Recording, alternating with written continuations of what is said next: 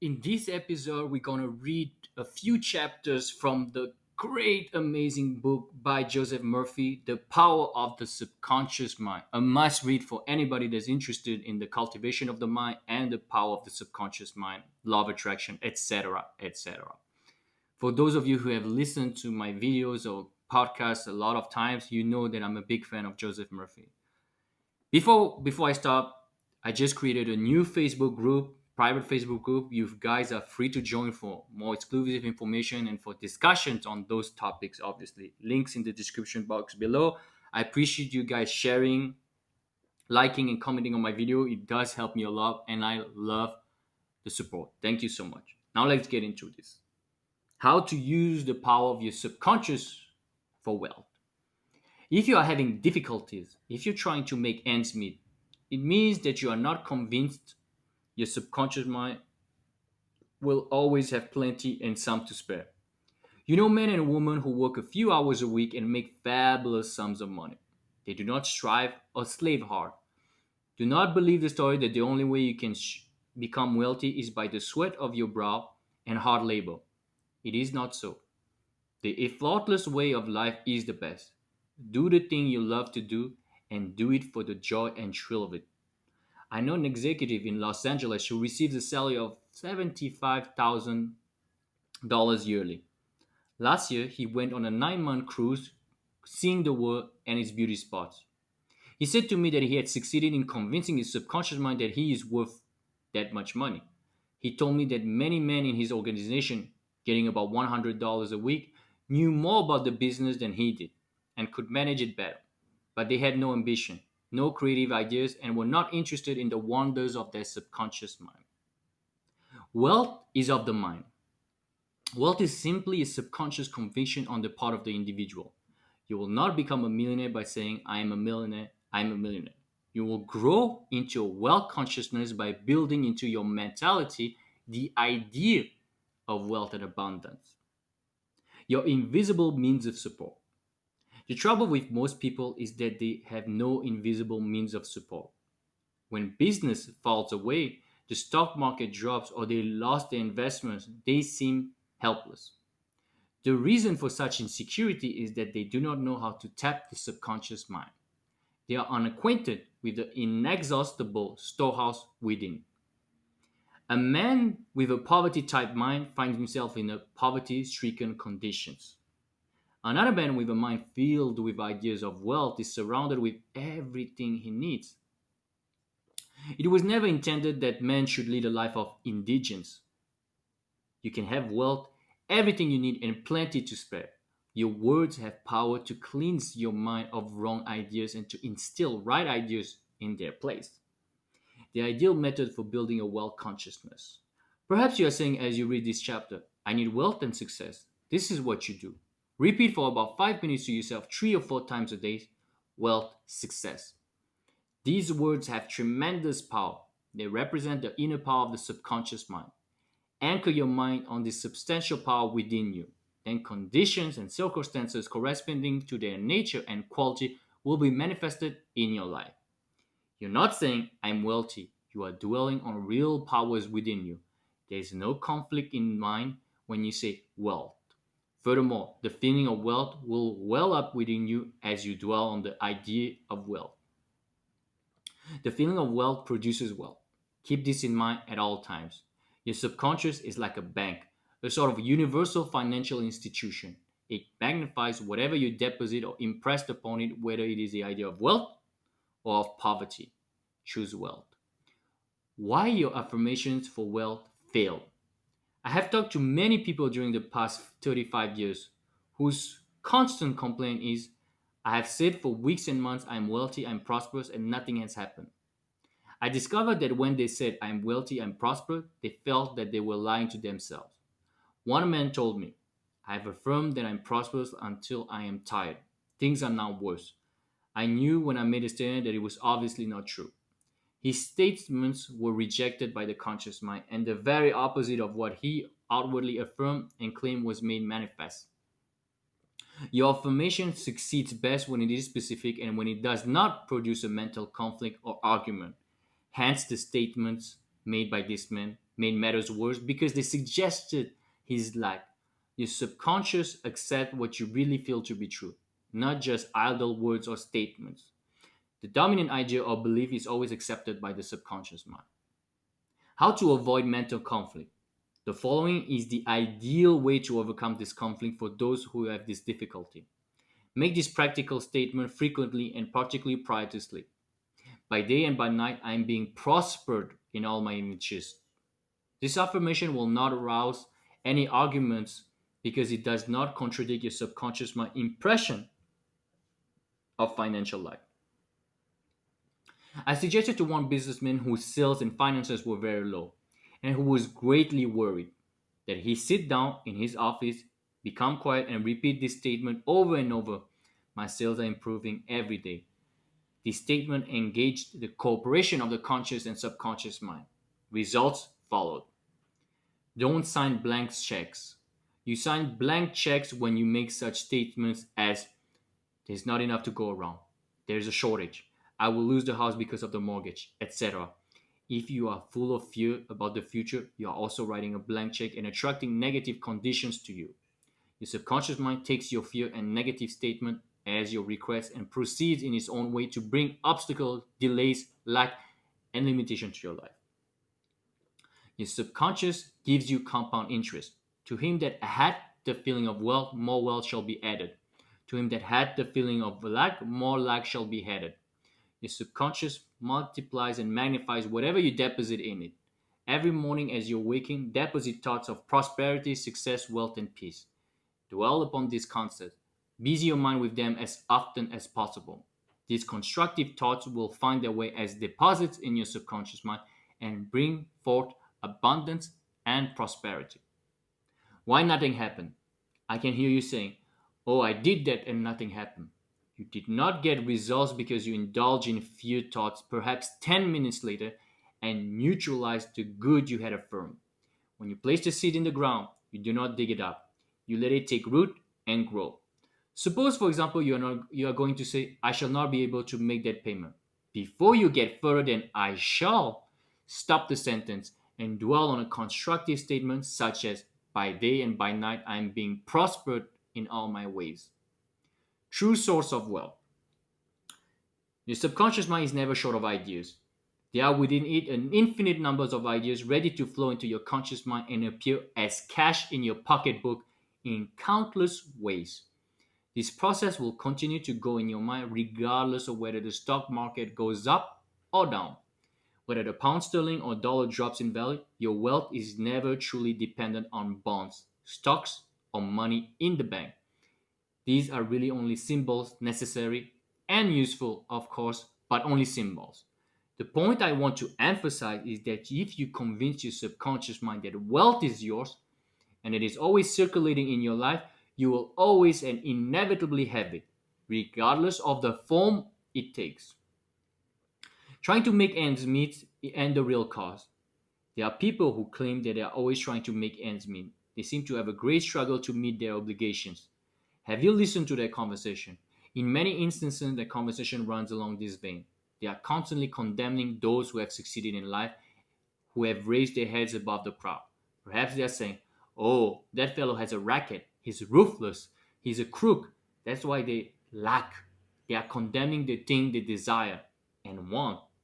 The reason they speak critically of their more prosperous associates is because they are envious and covetous of the other's prosperities.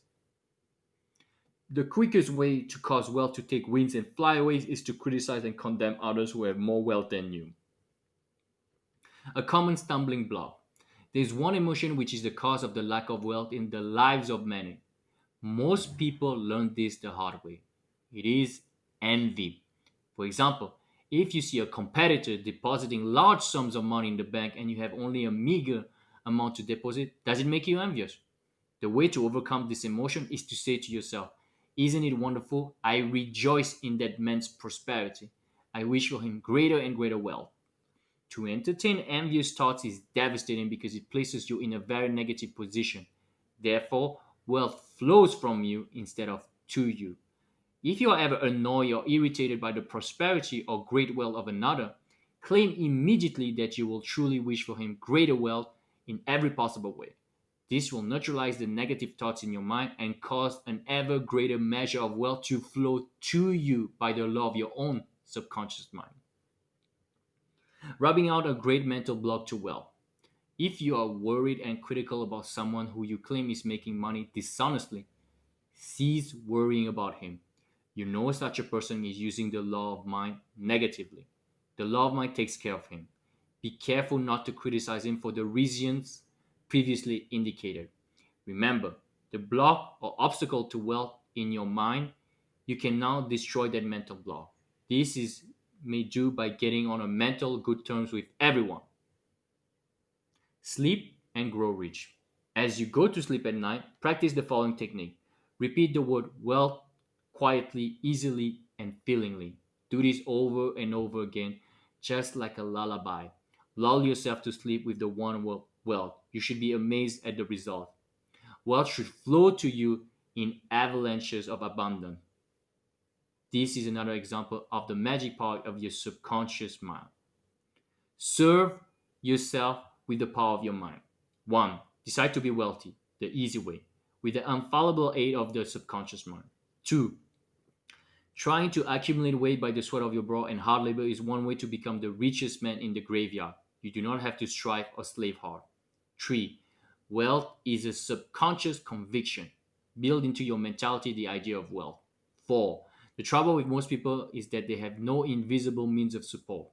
5. Repeat the word wealth to yourself slowly and quietly for about 5 minutes prior to sleep, and your subconscious mind will bring wealth to pass in your experience. 6. The feeling of wealth produces wealth. Keep that in mind at all times. 7. Your conscious and subconscious mind must agree. Your subconscious accepts what you really feel to be true. The dominant idea is always accepted by your subconscious mind. The dominant ideal should be wealth and not poverty. 8. You can overcome by mental conflict regarding wealth by affirming frequently, by day and by night, I am being prospered in all my interests. 9. Increase your sales by repeating this statement over and over again. My sales are improving every day. I am advancing, progressing, and getting wealthier every day. 10. Stop writing blank checks such as there's not enough to go around or there is a shortage, etc. Such statements magnify and multiply your loss. 11. Deposit thoughts of prosperity, wealth, and success in your subconscious mind, and the latter will give you compound interest. 12. What you consciously affirm, you must not mentally deny a few moments later. This will neutralize the good you have affirmed. 13. Your true source of wealth consists of the ideas in your mind. You can have an idea worth millions of dollars. Your subconscious mind will give you the idea you seek. 14. Envy and jealousy are stumbling blocks to the flow of wealth. Rejoice in the prosperity of others. 15.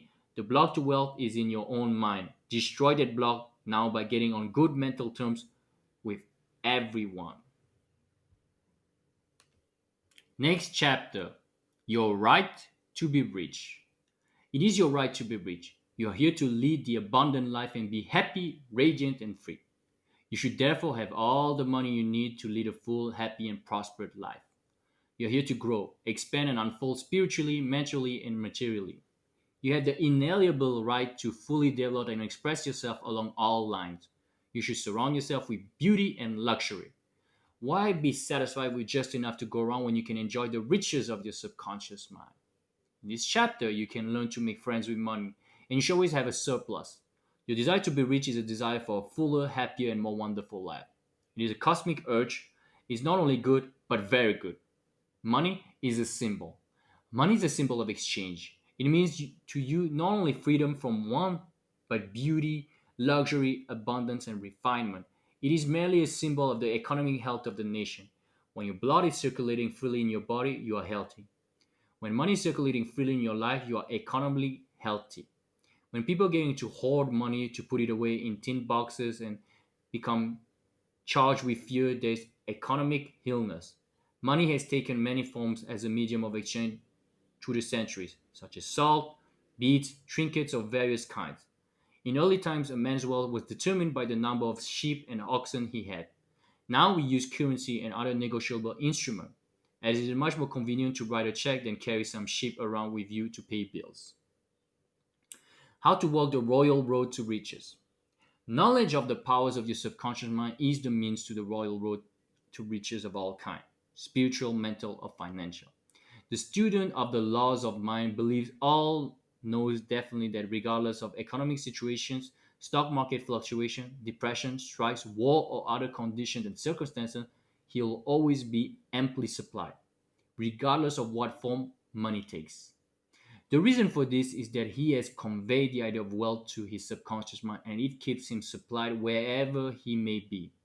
He has convinced himself in his mind that money is forever flowing freely in his life and there is always a wonderful surplus. Should there be a financial collapse or government tomorrow, all the men present holding become valueless as the German marks did after the First World War. He would still attract wealth and be cared for, regardless of the form the new currency took. Why you do not have more money? As you read this chapter, you are probably saying, I'm worthy of a higher salary than I'm receiving. I believe most people are inadequately compensated. One of the causes many people do not have more money is that they are silently or openly condemning it. They refer to money as filthy lucre, or the love of money is the root of all evil. Another reason they do not prosper is that they have a sneaky subconscious feeling that there is some virtue in poverty. The subconscious pattern might be due to early childhood training, superstition, or it could be based on a false interpretation of scriptures. Money in a balanced life. One time a man said to me, I'm broke, I do not like money. It's the root of all evil. These statements represent a confused, neurotic mind. Love of money to the exclusion of everything else will cause you to become lopsided and unbalanced. You are here to use your power or authority wisely. Some men crave power, others crave money. If you set your heart on money exclusively and say money is all I want, I'm going to give all my attention to amassing money, nothing else matters, you can get money and attain a fortune. But you have forgotten that you are here to lead a balanced life. You must also satisfy the hunger for peace and harmony of mind, love, joy, and a perfect health. By making money your sole aim, you simply made a wrong choice. You thought that it was all you wanted, but you found after all your effort that it was not only the money you needed, you also desired true expression of your hidden talents, true place in life, beauty, and the joy of contribution to the welfare and success of others. By learning the laws of your subconscious mind, you could have $1 million or many millions if you wanted them, and still have peace of mind, harmony, perfect health, and perfect expression. Poverty is a mental disease. There's no virtue in poverty. It is a disease like any other mental disease. If you were physically ill, you would think there was something wrong with you. You would seek help and do something about the condition at once. Likewise, if you do not have the money constantly circulating in your life, there is something radically wrong with you. The urge of life principle is towards growth, expansion, and a life more abundant. You're not here to live in a hovel, dress in rags, and go hungry. You should be happy, prosperous, and successful. Why you must never criticize money. Cleanse your mind of all weird superstitious beliefs about money. Do not ever regard money as evil or filthy. If you do, you cause it to take wings and fly away from you. Remember that you lose what you condemn. You cannot attract what you criticize. Getting the right attitude toward money. Here's a simple technique that you must use to multiply money in your experience. Use the following statements several times a day. I like money. I love it. I use it wisely, constructively, and judiciously. Money is constantly circulating in my life. I release it with joy, and it returns to me multiplied in a wonderful way. It is good, very good, and money flows to me in avalanches of abundance. I use it for good, and I am grateful for my good and for the riches in my mind. How the scientific thinker looks at money. Suppose, for example, you found gold, silver, lead, copper, or iron in the ground. Would you pronounce these things evil? All evil comes from man's darkened understanding, from his ignorance, from his false interpretation of life, from his misuse of his subconscious mind. Uranium, lead, or some other metal could have been used as a medium of exchange. We use paper bills, checks, nickel, and silver. Surely these things are not evil. Physicists and chemists know today that the only difference between one metal and another is the number and rate of motion of electrons revolving around a central nucleus. They can now change one metal into another through a bombardment of the atoms in the powerful cylindrome. Gold, under honest circumstances, becomes mercury. I believe that our mountain scientists in the near future will be able to make gold, silver, and other metals synthetically in the chemical laboratory. The cost may be a prohibitive now, but it can be done. I cannot imagine any intelligent person seeing anything evil in electrons, neutrons, protons, and isotopes. The pieces of paper in your pocket is composed of atoms and molecules with their electrons and protons arranged differently. Their number and rate of motion are different. That is the only way the paper differs from the silver in your pocket. How to attract the money you need. Many years ago, I met a young boy in Australia who wanted to become a physician and surgeon, but he had no money. I explained to him how a seed deposited in the soil attracts to itself everything necessary for its unfolding, and that all he had to do was to take a lesson from the seed and deposit the required idea in his subconscious mind. For expenses, this young, brilliant boy used to clean out doctor's office, wash windows, and do odd repair jobs. He told me that every night as he went to sleep, he used to picture in his mind a medical diploma on a wall with his name on it in big bold letters. He used to clean and shine the framed diplomas in the medical building where he worked. It was not hard for him to engrave the image of a diploma in his mind and develop it there. Definite results followed as he persisted with his mental picture every night for about 4 months. The sequel of this story was very interesting. One of the doctors took a great liking to this young boy, and after training him in the art of sterilizing instruments, giving hypodermic injection and other miscellaneous first aid work, he employed him as a technical assistant in his office. The doctor later sent him to medical school at his own expense. Today, this young man is a prominent medical doctor in Montreal, Canada. He discovered the law of attraction by using his subconscious mind the right way. He operated an age old law which says, having seen the end, you have willed the means to the realization of the end. The end, in this case, was to become a medical doctor. This young man was able to imagine, see, and feel the reality of being a doctor. He lived with that idea, sustained it, nourished it, and loved it until, through his imagination, it penetrated the layers of the subconscious mind and became a conviction, thereby attracting to him everything necessary for the fulfillment of his dream. Why some men do not get a raise in pay.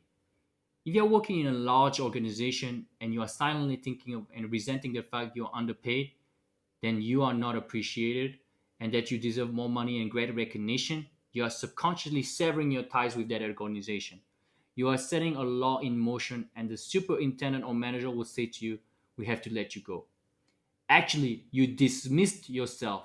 The manager was simply the instrument through which your own negative mental state was confirmed. It was an example of the law of action and reaction. The action was your thought, and the reaction as the response of your subconscious mind. Obstacles and impediments on the pathway to riches.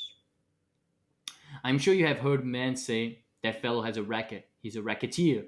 He's getting money dishonestly. He's a faker. I knew him when he had nothing. He's a crook, a thief, a swindler. If you analyze the man who talks like that, you discover that he is usually in want or suffering from some financial or physical illness. Perhaps his former college friends went up the ladder of success and excelled him. Now he's bitter and envious of their progress. In many instances, this is the cause of this downfall. Thinking negatively of these classmates and condemning their wealth causes the wealth and prosperity he is praying for to vanish and flee away. He's condemning the thing he's praying for. He's praying two ways. On the one hand, he's saying, wealth is flowing to me now. And in the next breath, silently and audibly, he's saying, I resent that fellow's wealth. Always make it a special point to rejoice in the wealth of the other person. Protect your investments. If you're seeking wisdom regarding investment, or if you're worried about your stocks or bonds, quietly claim infinite intelligence governs and watch all over my financial transactions, and whatsoever I do shall prosper. Do this frequently, and you'll find that your investment will be wise. Moreover, you'll be protected from loss as you'll be prompted to sell your insecurities or holdings before any loss accrues to you. You cannot get something for nothing. In large stores, the management employs stores detectives to prevent people from stealing. They catch a number of people every day trying to get something for nothing. All such people are living in the mental atmosphere of lack and limitation and are stealing from themselves peace, harmony, faith, honesty, integrity, goodwill, and confidence. Furthermore, they are attracting to themselves all manners of loss, such as loss of character, prestige, social status, and peace of mind.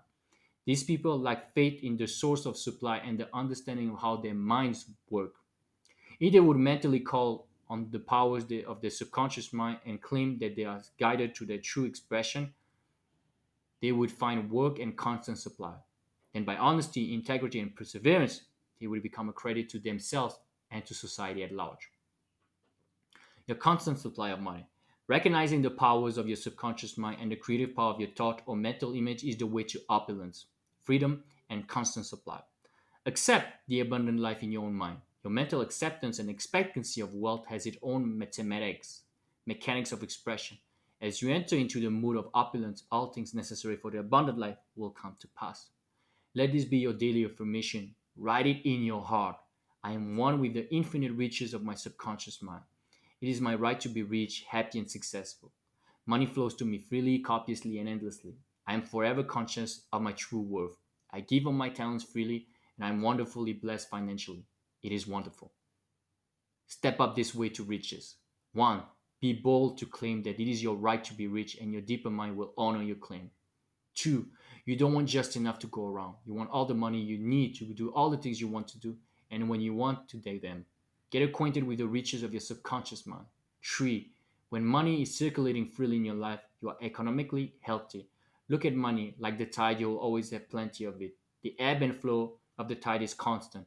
When the tide is out, you are absolutely sure it will return. 4. Knowing the laws of your subconscious mind, you will always be supplied regardless of what form money takes. 5. One reason many people simply make ends meet and never have enough money is that they condemn money. What you condemn takes wings and flies away. 6. Do not make a god of money. It's only a symbol. Remember, the real riches are in your mind. You're here to lead a balanced life. This includes acquiring all the money you need. 7. Don't make money your sole aim. Claim wealth, happiness, peace, true expression, and love. And personally radiate love and goodwill to all. Then your subconscious mind will give you the compound interest in all of these fields of expression. 8. There is no virtue in poverty. It is a disease of the mind, and you should heal yourself of this mental conflict or malady at once. 9. You're not here to live in a hovel, dressed in rags, or to go hungry. You are here to lead the life more abundant. 10. Never use the terms filthy look or I despise money. You lose what you criticize. There's nothing good or bad, but thinking of it in either light makes it so.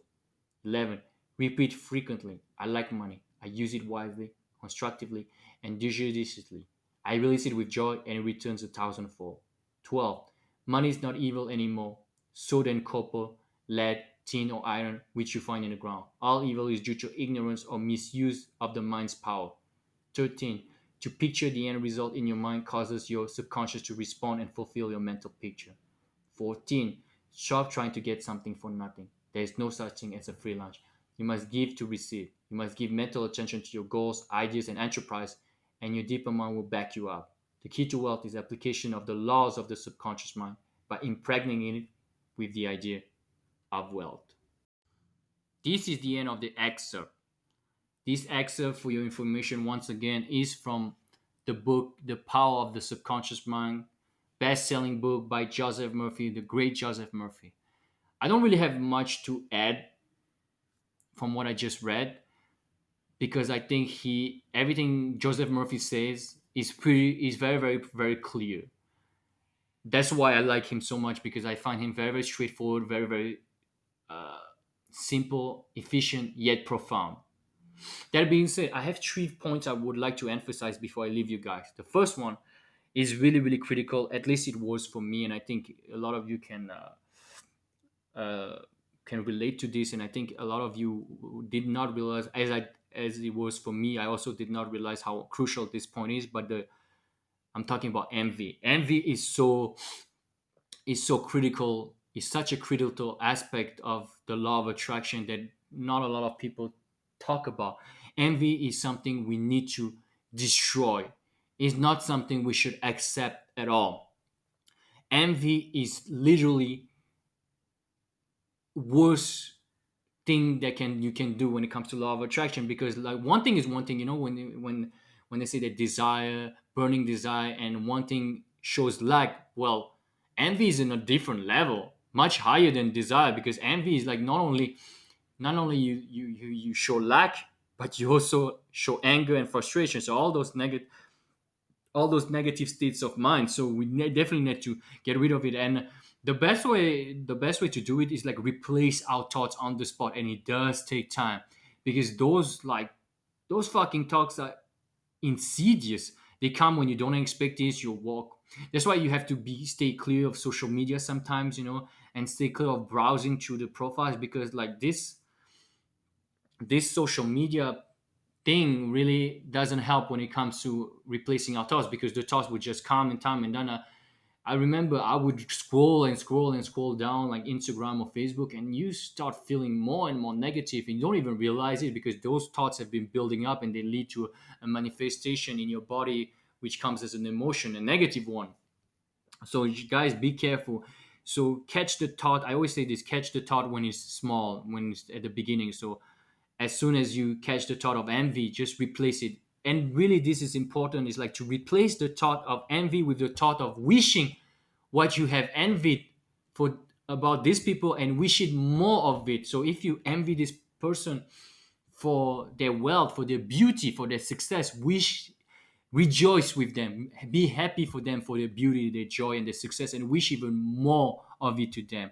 There's a quote from Wayne Dyer that is amazing. It's like, if you want something, wish it for someone else. And that's exactly what you should do.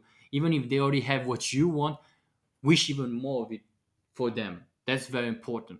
Like, don't let those thoughts of envy cripple in. Like, really, really guard your thoughts, and be aware and be mindful of those thoughts of envy, of covetousness, and replace it.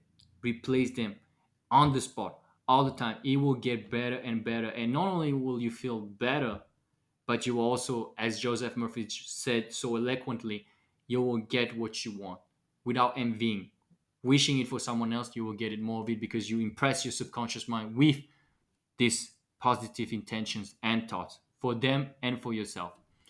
So that's number one. Number two, okay, this is also very important: the belief you put on the affirmations. And that's kind of like a debate that's ongoing. Do you need to believe in the affirmation? Do you not? Can you do it without believing? I have to say, I think from what I read from Neville Goddard, what I checked to myself, the more you believe in the affirmation, the better it is. That's pretty obvious, right?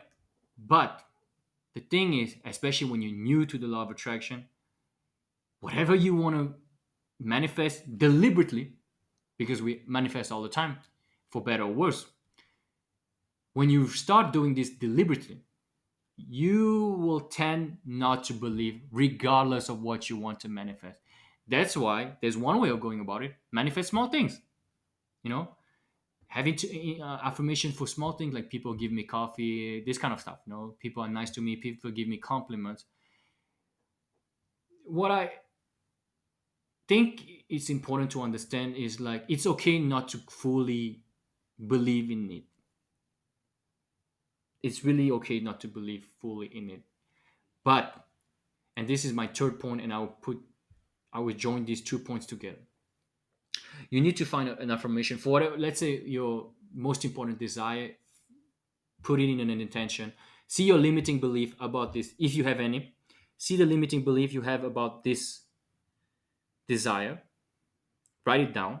Just once. Write down those limiting beliefs, and write down on the other side the counterpart of this intention. So let's say your biggest desire is, like, you want to make $5,000 per month, but your limiting belief is like you can only make $1,000 per month, right? So you wrote down, I can only make, that's your limiting belief, I can make only $1,000 per month. That's your doubt, that's your limiting belief. And the counterpart would say, you want to make 1,500, sorry, you want to make $5,000 per month. Maybe 5,000 is too high for you, so you can start with 2,000. There's nothing wrong. You can start with 1,500. You can start with $1,100. You can start with $2,000 per month. Whatever the case might be,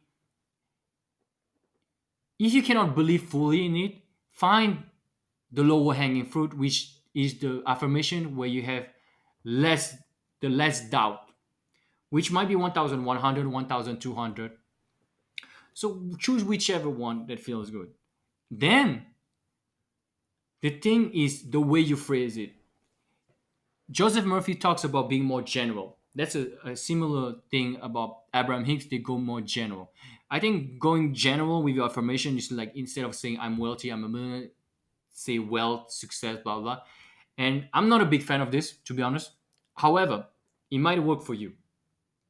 The wealth, success before you go to sleep, or 5 times a day you repeat to yourself wealth and success, and let the momentum of the thought of wealth and success ramp up in your mind and your heart. It's a great way of doing it too.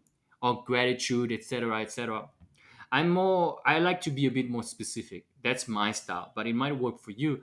So by all means, if you believe in those general affirmations more than the specific ones, go with the general. Go and stick with the generals. That's better for you. But if you want to be more specific, then find one that has the fewest doubts possible and affirm it. But the most important thing is to never, and that's the third point, never let a negative thought finish.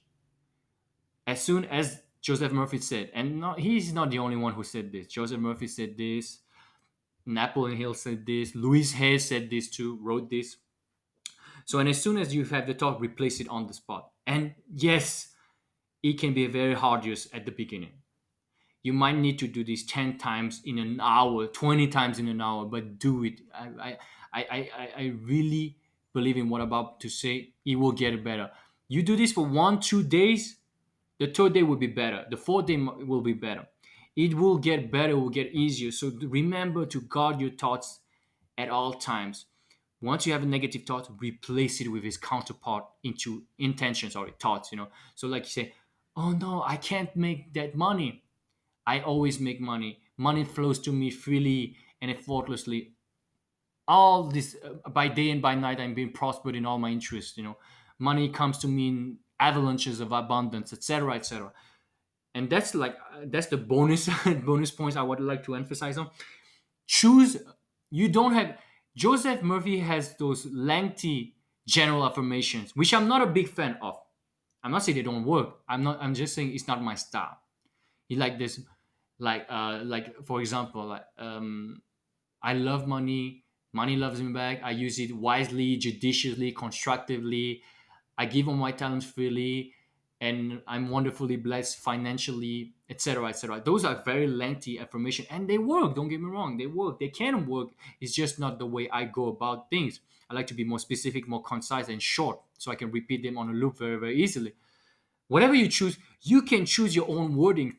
Just because he worded those affirmations that way doesn't mean you can't phrase them in a different way. You should phrase them in your way.